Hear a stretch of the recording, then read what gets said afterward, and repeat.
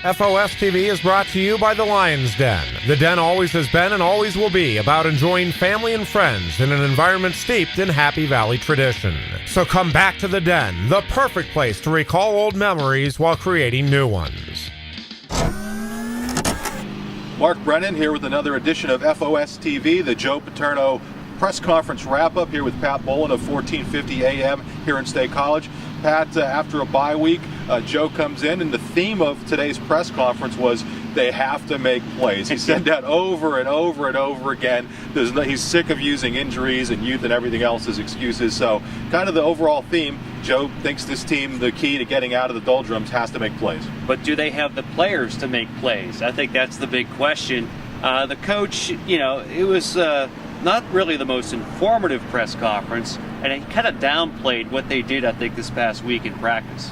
Yeah, I mean, there was a lot of talk about last week where they removed the colored jerseys and went back to the basic blue for the defense, white for the offense. You're right, he didn't really get into that a lot. Danton Lynn talked about that a little bit more.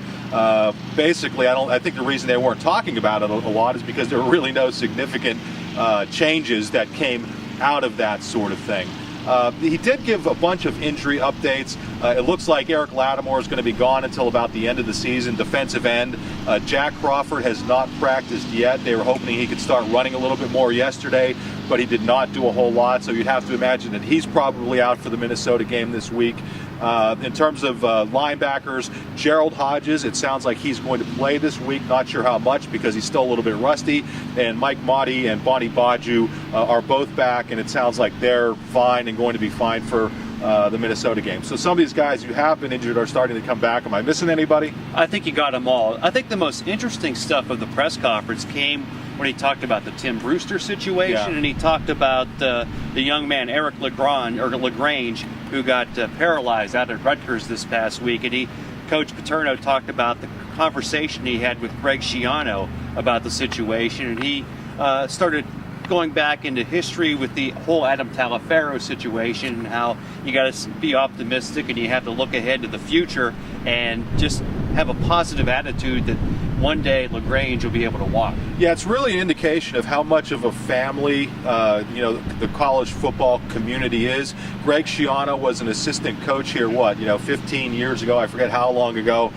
He actually called Joe Saturday night. I also think that speaks to the respect that other coaches have for Joe. I mean, obviously Schiano knew what Joe and Penn State went through with the Adam Taliaferro situation, but really to think that in that difficult moment, one of the first people that Greg Schiano thinks to call is Joe, I think it says a whole lot about the respect a lot of coaches have for Joe. Yeah, and I think that Coach Paterno is the elder statesman, and it's sort of like going to dad or grandpa when you got a problem. If you work with him, you'll turn to him for some sage advice, and I think from what he said, I'm sure Greg Schiano felt a lot better about the situation than he did when he picked up the phone. Yeah, and I think everybody's keeping their fingers crossed and saying their prayers that this kid ends up recovering to the extent that Adam Taliaferro did.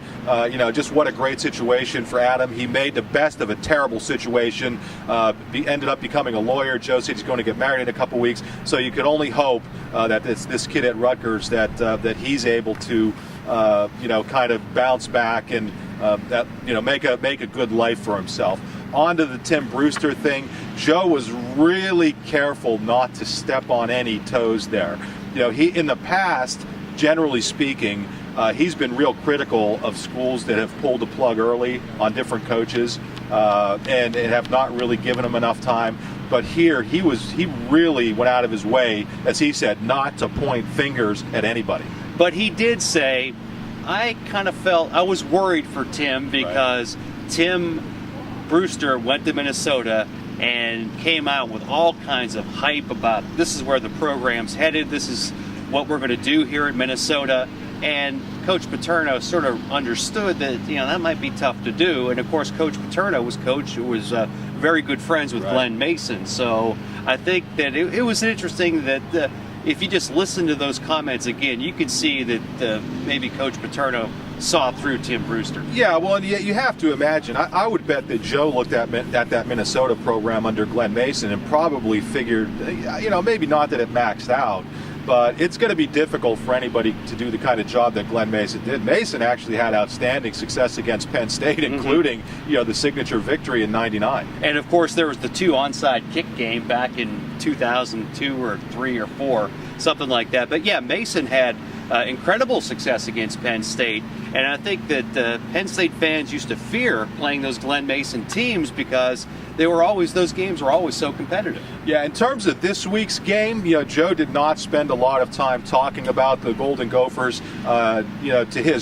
In his defense, he was not asked very many questions at all. He obviously, as he always does, says this is a very dangerous team.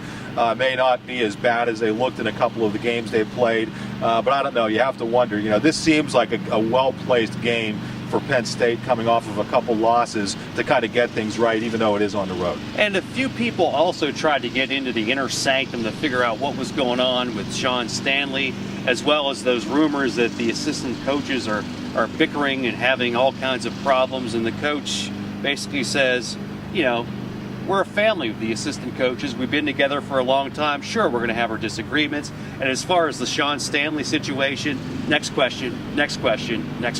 Yeah, and for people who've missed it, Sean Stanley has been charged with possession of a small amount of marijuana stemming back to an incident. I guess it would have been in September. Was just charged yesterday, Tuesday, depending on when you guys are watching this.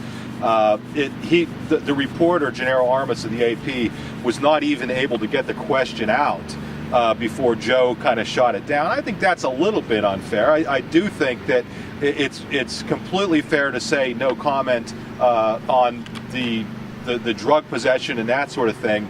But I do think he ought to address the kid's status with the team. Afterward, Danton Lynn said that Derek Thomas, who was rumored to be in kind of a similar situation, has not been charged with anything, though, has not been practicing with the team, but Sean Stanley is back. So by reading through the lines a little bit, I think we could assume that Sean Stanley probably paid his 2-game suspension.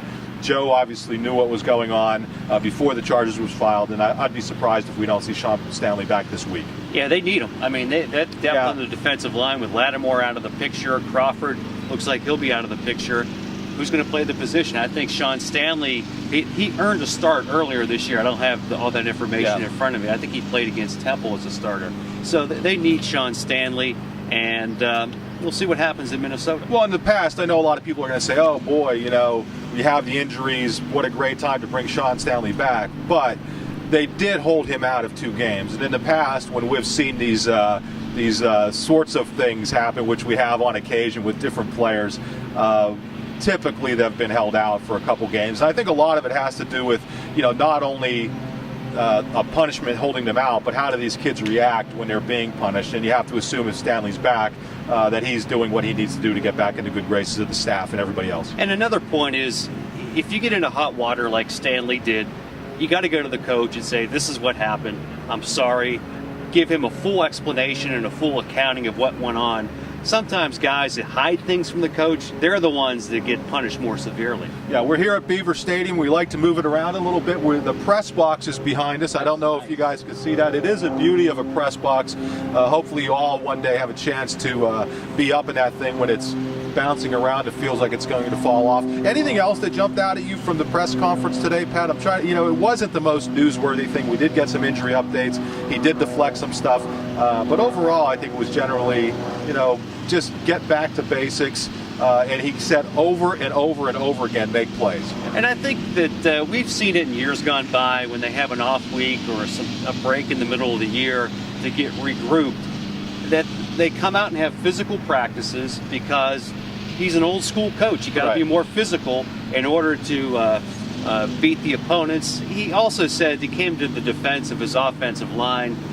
Even though he doesn't read the papers or watch TV or go on the message boards, he says there's been unfair criticism of the offensive line so far this year. You know what that tells me? That tells me he's upset with the offensive line. Usually when he defends something that vehemently, I think that's an indication that there are concerns. Having said that, he said, at least he's saying today, that he doesn't envision any personnel changes on the offensive line. But to tell you the truth, Pat, I don't know what else they would do. I mean, you know, they didn't bring a lot of those redshirt freshmen on the trip to Iowa. You know, the Shrives and the Archidiakonos and the Gresses. So how, you know, I'm not sure what moves they would make. So this could be a situation where he realizes they have their best guys out there. They're just not producing. Yeah, it's as good as it's going to get right now. I mean, you could put Deontay Pinnell back into the lineup, but he's been in and out of the lineup for the last 2 years. That really wouldn't be much of a change in my eyes. So, you know, maybe it's just make sure that those guys get better and hope that someone steps up in the future. Well, and I think the fact that he's defending them is probably trying to build some confidence in them. This should be a week that Penn State offense and running game is able to build a little bit of confidence. Minnesota last in the Big Ten in scoring defense, giving up 30-some points per game. So if Penn State can't get it going this week, they're in real trouble. And one last thing for me, Colin Wagner did not participate in any of the fights that they had this past week on the practice field, which if the kicker doesn't want to fight, what good is he? That's funny. Colin Wagner was talking about how in practice during the bye week, it was very spirited, that there were a lot of fights breaking out. And Pat did ask a funny question about how many fights that Colin was in, and you'll be happy to know that the kicker wasn't in any.